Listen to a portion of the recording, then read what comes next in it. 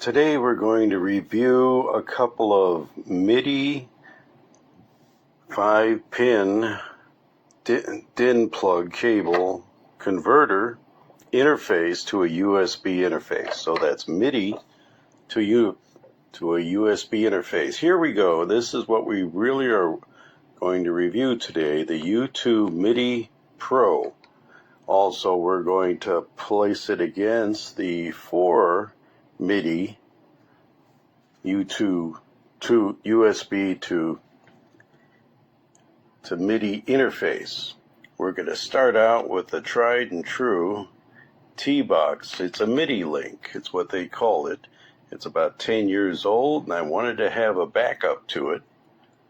But you'll see what happens when I start to use all 3 USB to the DIN, the 5-pin DIN MIDI interface. Okay, let's connect it up. All this is an extension. Let me see if I can one-hand it. Maybe not. All right. There we go. All right. No bells and whistles. There's just a MIDI in from a keyboard. In this case, we're using a M Audio key station, MK3. And that's going into the MIDI link, T3. This is when I originally bought it, about 8 to 10 years ago. And we're going to be monitoring using MIDI aux. Let me get over here and start it up. Usually you got to plug and unplug things a couple of times to get it to recognize whatever you're doing. Here is, we go up to the little connector and click it once, and looky here, it has MIDI link. So we click on it to highlight it, then we say OK. And we should be able, here we go, key down is green, key up is kind of a bluish gray. You'll notice it is channel 11, and the note we're using is F. And we can just go back and forth, back and forth, and back and forth, back and forth. And it stays in F, in F5, in the 5th octave. Note on, note off, note on, note off. Channel MIDI channel 11. The data stays the same. Now we're going to pause it and change it to the 4 MIDI, and I'll have to pause it so I can put this down to do that, because I have to plug one of these into the back of the keyboard and one of these into the computer, or this. Okay, so pause it. Okay, here we're back again. We have the 4 MIDI USB to, the MIDI to USB interface. Okay, we have one going to the computer, and we're going to start up.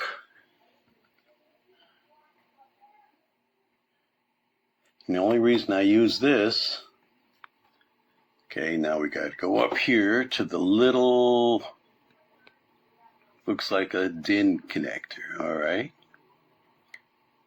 And we click on it, select MIDI devices to open. There we go, that's the 4 MIDI. And we say OK.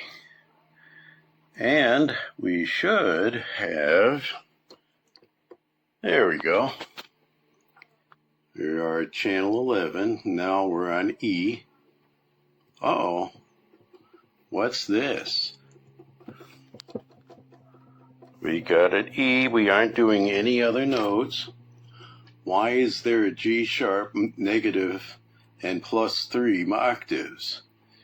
And all we should have is an E. I'm not doing anything else.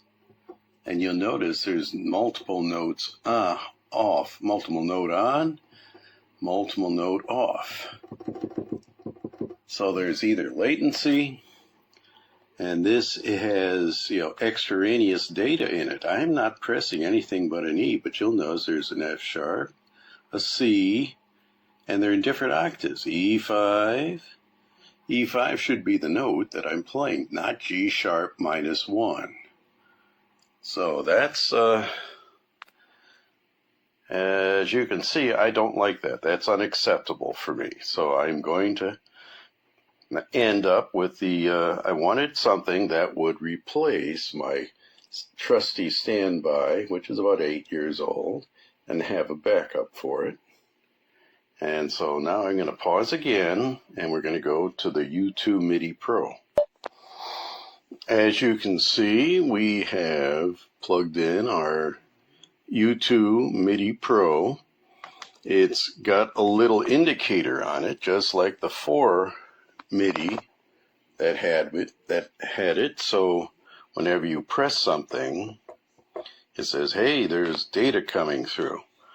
Now let's check it against MIDI aux. That MIDI aux is a monitor, as you probably figured out. Okay, let's select the MIDI devices. Got U2MIDI Pro. Press OK.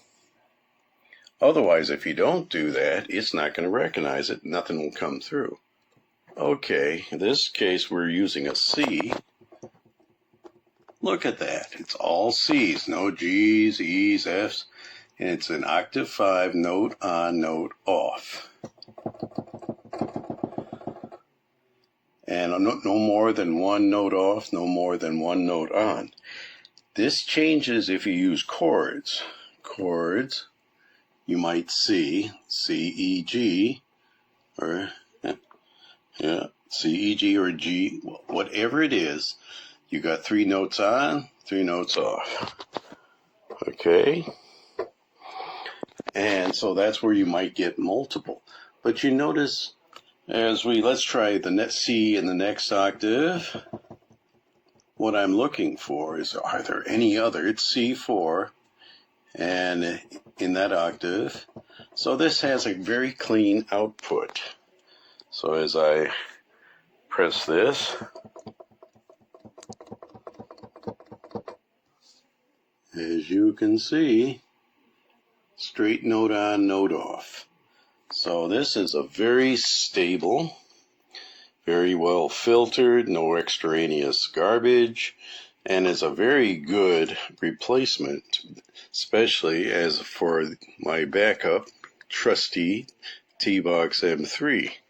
So as I say, I'd recommend for the price is almost the same as this. This looks prettier, but it doesn't work as well as this. So this, for the price, you can't beat it. It's very stable.